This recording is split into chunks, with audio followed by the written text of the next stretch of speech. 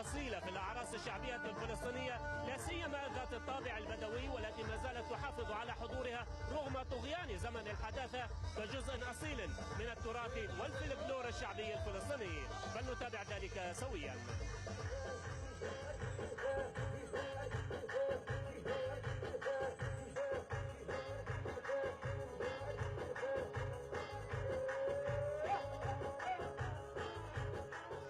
فرقة أجيال البادية في قطاع غزة بنقوم بعمل حفلات للأفراح، وفرقتنا تتكون من فرقة لعيبة وفرقة مربوعة والدحية. طبعا عندنا بيوت الشعر، نحب نحيي تراث الآباء والأجداد، وإحنا بتعاون مع فرقة نشام البادية، فرقة الشويش، عندنا فرقة دبيكة.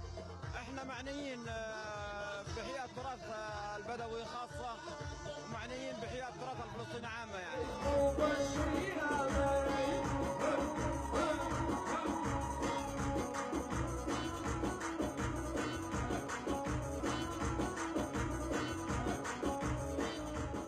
تراث هذا تراث أجدادنا من قبلينا، وإحنا متمسكين فيه، وإحنا بنمشي على أجدادنا.